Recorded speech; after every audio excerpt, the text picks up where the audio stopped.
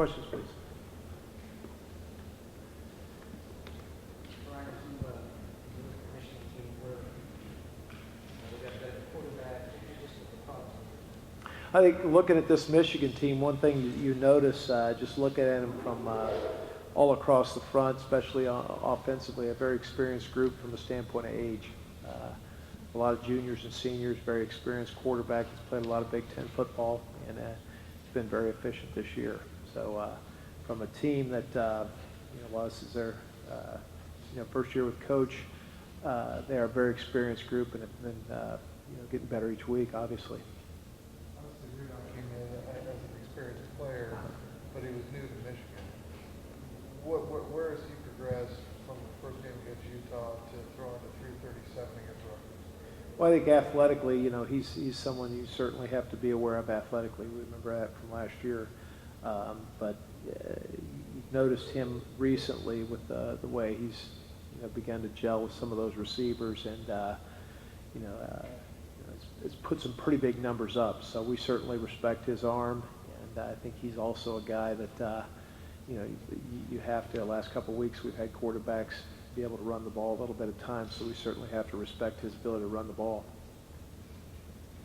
Simmons coming out of the game kind of led to the biggest sample size so far of Scales and Oliver together. What did you see from that in that second half, full time? Say again, please. What did you see from Scales and Oliver together, kind of with the biggest sample size for the two of them together? Well, I think those two have played together before, and TJ's not only a very good football player for us, but as a leader out there on the field, probably the most experienced guy we got, especially the linebacker group. But been very pleased. Marcus Oliver, again, this week was our player of the game defensively. And so he's a guy that his versatility, and I think T. Gray's been banged up a little bit at the beginning of the season, and his foot's getting a little bit better, so we anticipate him being close to full speed. But the two of them have played together, and Marcus is a guy we really have a lot, he's got a great understanding of the defense, whether he plays Mike or Will. He's probably our most versatile inside backer.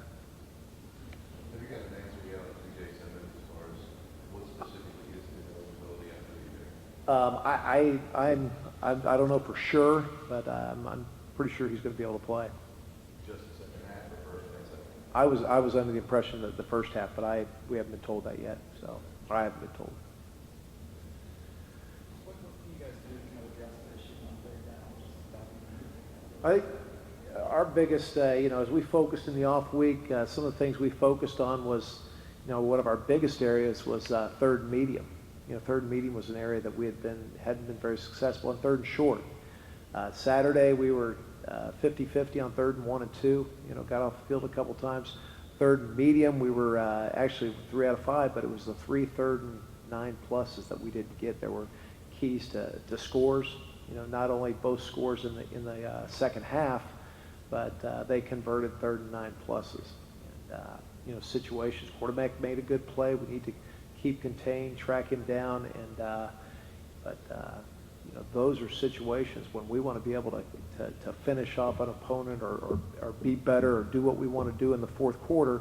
Those are situations, the third and 9, third and 10s, when we haven't stopped to be able to. I think in the second and third quarter, offensively and defensively, we worked so well together. When we got 3 and outs, our offense came down and scored.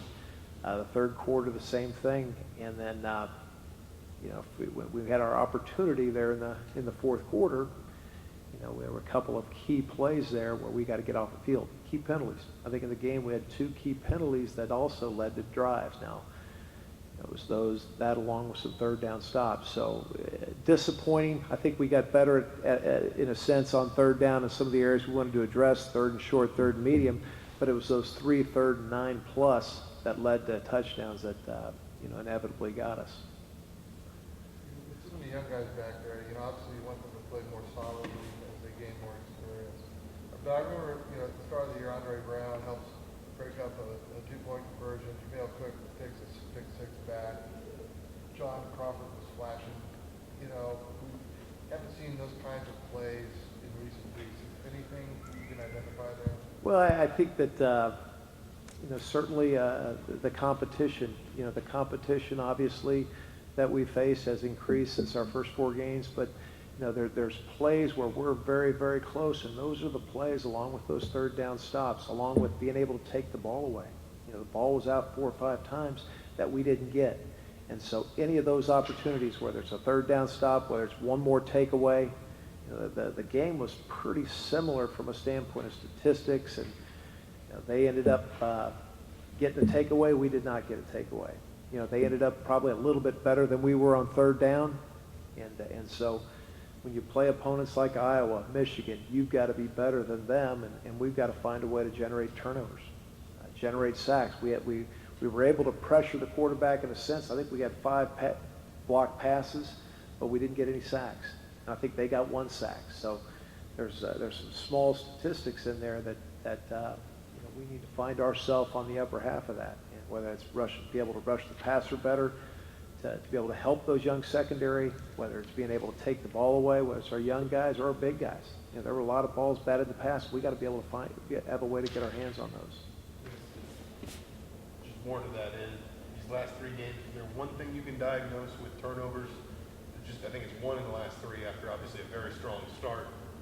Is there one thing or a small group of things you can diagnose to say, this is what we were doing, and suddenly we're not, or is it something that just needs to be contagious again, I guess? Well, I think it's something that, again, it wasn't anything in particular we're practicing or emphasizing, but we just, at this point of the season, we need to do that little bit extra, whether it's getting to the ball. A lot of turnovers or fumbles that are recovered are just great effort by somebody getting to the ball. So it's those little things as far as getting to the ball, being able to take that extra step to be able to bat that pass up and be able to get someone there to be able to pick it off. So I think we just emphasize that doing that little extra, whether it's continuing to pass rush and whether I'm setting up the game in the pass rush, making sure that I do my little extra as far as I may not be the guy getting the credit for the sack or the batted pass, but I got to be the one to do that little extra that gets us that turnover.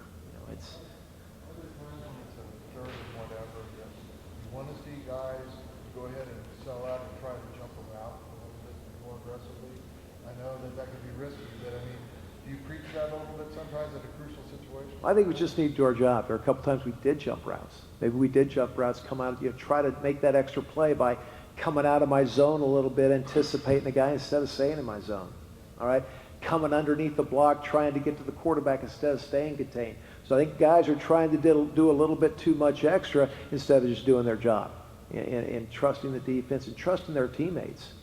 Trusting the D-line does not have to do something extraordinary, to be able to create a sack, create the pressure, and trust the defensive backs. And that's what we've really been emphasizing with our guys. If you look at a game like Iowa, they just stay within, they're very sound and they don't try to do too much extra. They just do what they do, type of thing.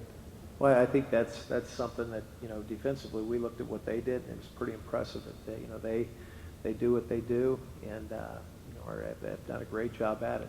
At looking at them offensively. We certainly anticipated there at the end they were just going to go ahead and just try to, like they've done to a lot of opponents in the second half, just really be physical, run the ball. But they on the other hand opened it up quite a bit in the second half. So they did a good job. Are you seeing the bulk of mistakes defensively coming? I mean, are the mistakes being made fundamental mistakes of aggression, mistakes of guys trying to do too much? Is there a theme to some of the mistakes being made? I think some of the mistakes, I would tend to say more of them are just trying to do too much. Trying to make that play and stay within the confines of the defense. If you're in coverage, stay in my zone, get my drop.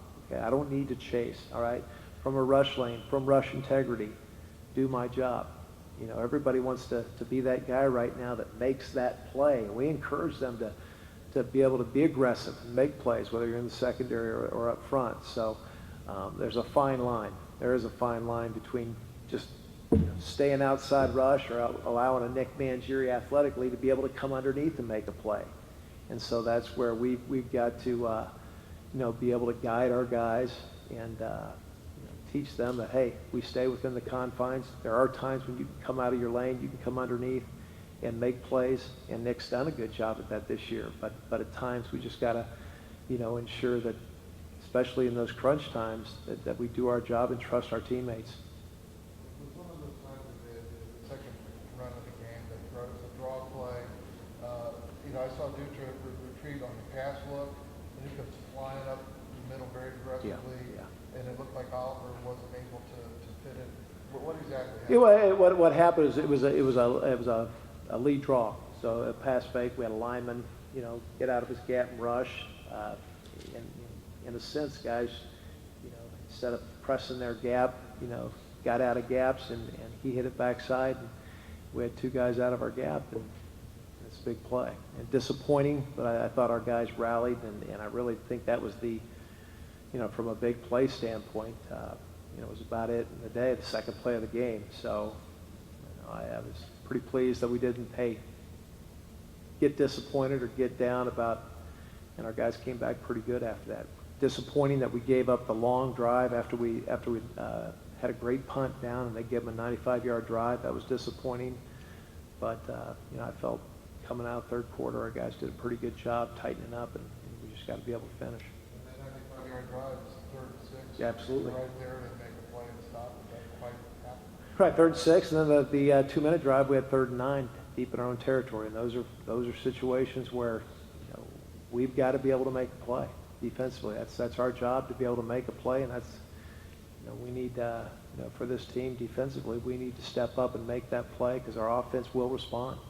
They showed in the fourth quarter, did a great job after we held them 3 and out. They came back down and made it a one-score game. All right, thanks, Brian. All right, thank you.